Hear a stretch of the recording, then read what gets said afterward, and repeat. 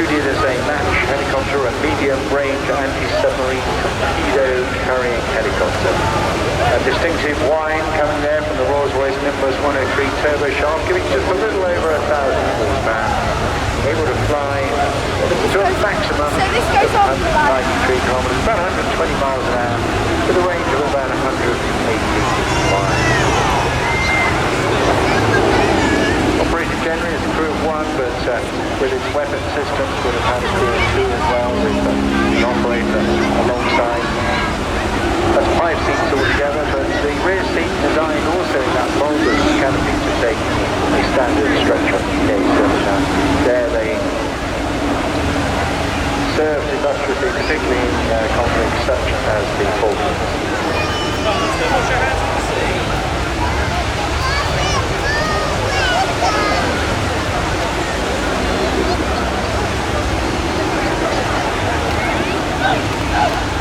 The Wasp was first introduced to service in 1964 as primary role with 829 Naval Air Squadron, but also in training units to supply crews from the front line with 706 Naval Air Squadron between 1965 and 67. It was really effective as a submarine killer, often deployed or paired with a Wessex or a Sea King.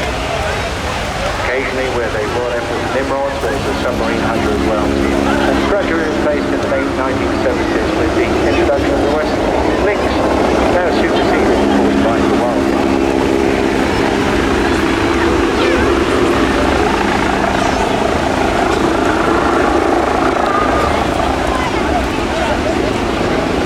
Painted in the colours of HMS Aurora, a particular Wasp flight. Aurora was a Leander-class frigate, flown today by the Wasp at the Argentinian submarine Santa Fe during the Falklands conflict. Missile hit submarine, preventing it submerging once the sub was captured, enabling the ground troops to go into action and subsequently regain South Georgia. Retired from the New Zealand Navy, eventually in 1998, having served with many other navies around the world, South Africa, Netherlands, Malaysia, Indonesia and Brazil. And also fitted with a hook for underspun loads when the winch for search and rescue work, often referred to as the ship's Land Rover, given the massive utility that it could undertake.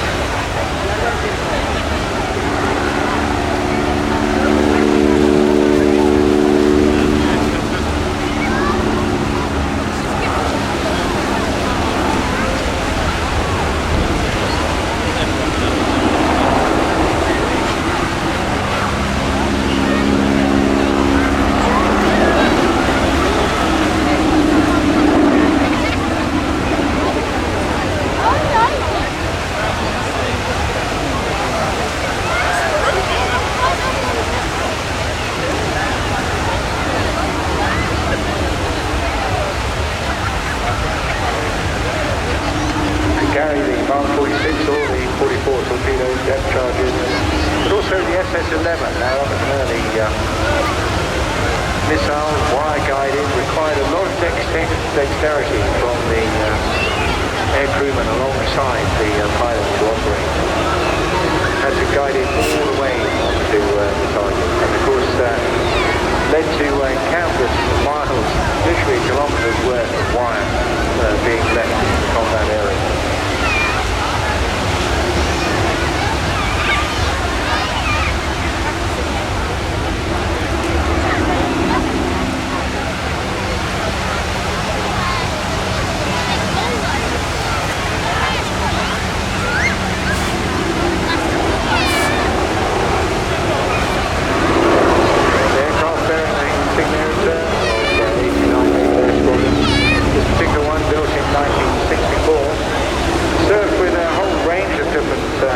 Ships and flights on HMS Nubian, Mikaki, Lowestoft, Cleopatra, Aurora, Ajax and Hecla as well.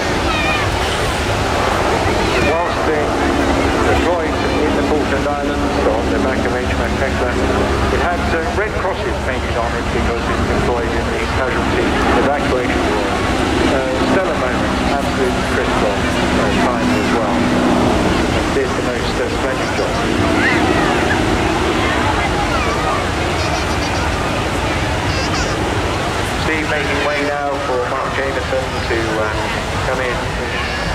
see it back on the road, and we've seen a lot of it this year. Really impressive aircraft. And maybe slow, but usually capable.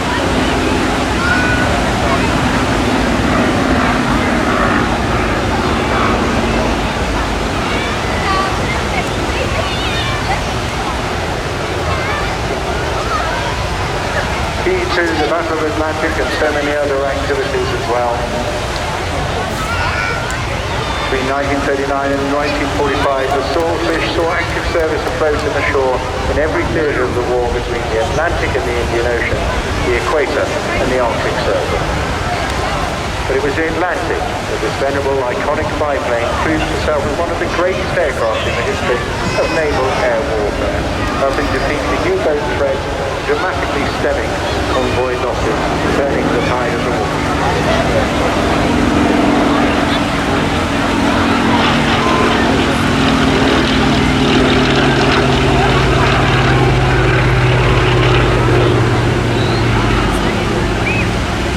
Originally a replacement for the Greek Fairey aircraft, designated a torpedo spotter reconnaissance, TSR-1 initially, then with a bit of redesign and the massive Pegasus engine on the front there first flew was the TSR-2 in 1934, taken into Royal Navy service in 1936 as the Swordfish Mark I.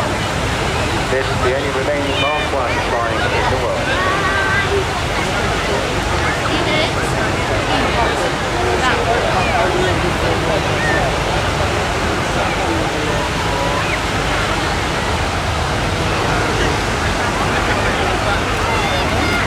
Referred to often as the string bag because, like the shopping bags of the day, could accommodate pretty much anything, from a 1,600-pound torpedo to a variety of depth charges, bombs, mines, rockets or flares. And the Pegasus were seen at the time as well in 1934 as the cutting edge of engine technology, but only managing to propel the fish to a stately 90 knots cruise, but even less when heavily loaded with a torpedo underneath. Though technology had moved on, the Swordfish was virtually obsolete, but they continued to provide valuable service throughout the course of the Second World War.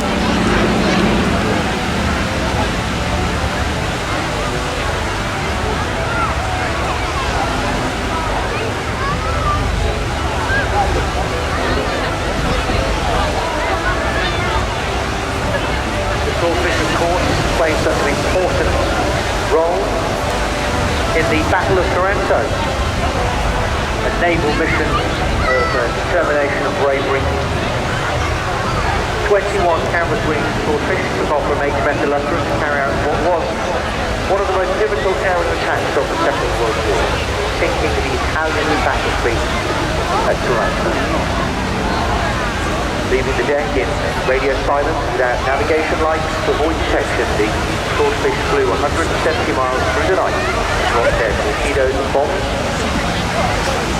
on the battleships, cruisers and destroyers of the Italian fleet anchored in Taranto harbour.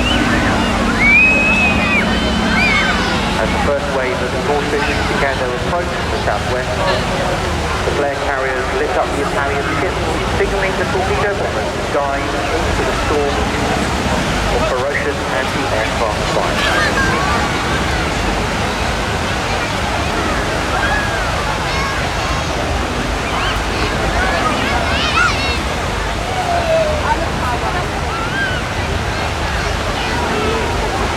Yes, it must have been perilous, of course, hugely uncomfortable in those cockpits as well. Little shelter from the cold and the biting rain. But it was relatively pleasant to fly, and as you can see, in the handsail of Mark Jameson, very manoeuvrable.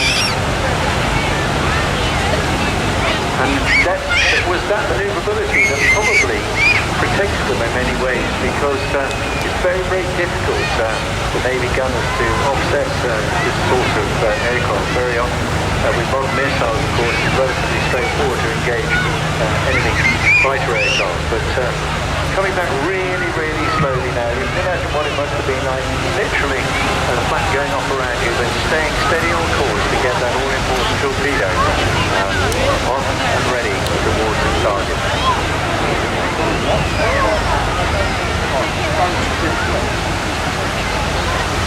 Blanco right up there at the top end of their famous operations, but there were so many others, one of them being what was called the Channel Dash, February 1942. 6 swordfish attempting to stop the Prince Eugene, the Charnels, Mark and his crew a wave as well. There we go, fantastic stuff. We'll do a little bit of a horn pipe as they're going along as well, shall we?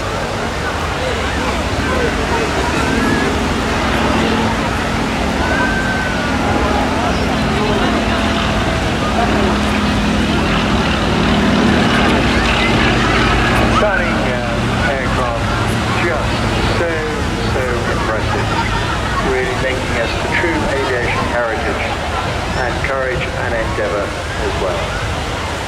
May we see many